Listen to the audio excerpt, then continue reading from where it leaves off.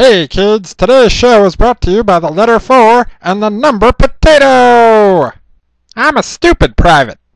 Hey Pony fan, welcome to another MLP comic review with me, the Stupid Private. This is why you should never let things pile up. My Little Pony issue number 5 is here, so let's get started. The comic begins with each of the main 6 having experienced a vivid nightmare. After the team reconvenes, they decide the best way to combat this strange phenomenon is with the most cunning of tactical maneuvers. A slumber party. Yeah, just save Freddy Krueger the trouble of hunting you down one by one.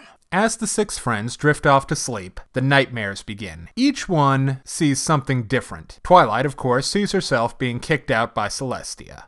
Abandonment issues are unhealthy in any relationship.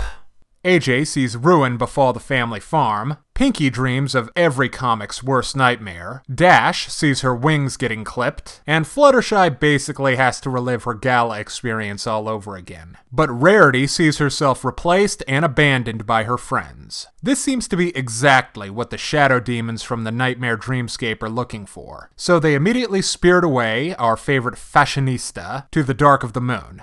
Spike handles it well.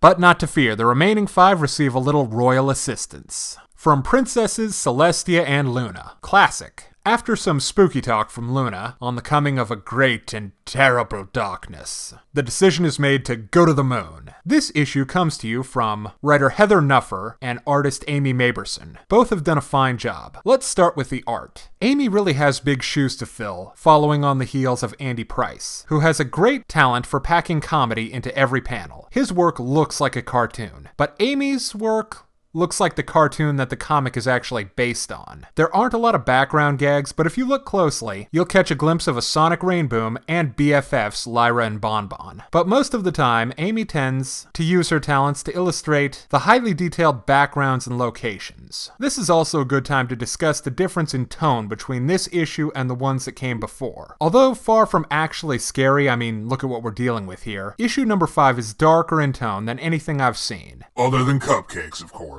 Well, obviously, other than cupcakes. For all the supposed peril of the return of Queen Chrysalis, there was a swashbuckling and humor to the peril. This time, it's all shadow and mystery, making the tone feel darker and more ominous. There's also some question as to when exactly all of this takes place. Based on Luna's old look, I'd say it's between seasons 1 and 2. Now it's time for the good and bad breakdown. First, on the good front, the art style is an excellent reflection of the show. Next, the more somber tone seems to be set in the stage for a more grave adventure for our little heroes. And if this is going where I think it's going, Rarity may end up becoming a princess after all. Sinister implication. On the other hand, this is not the most eventful comic. There's a lot of sitting around and talking. Also, for some reason, in the comics, Rainbow Dash seems to be morphing into a spiritual sister to Pinkie Pie, particularly in the area of out there remarks. But obviously Dash still has a more coherent logical through line. It's not bad, just feels kind of out of character. But having said that, this comic is still highly recommended, 4 out of 5. Pick it up at your local comic book retailer. Thank you for watching, I'm the Stupid Private. That's all, folks.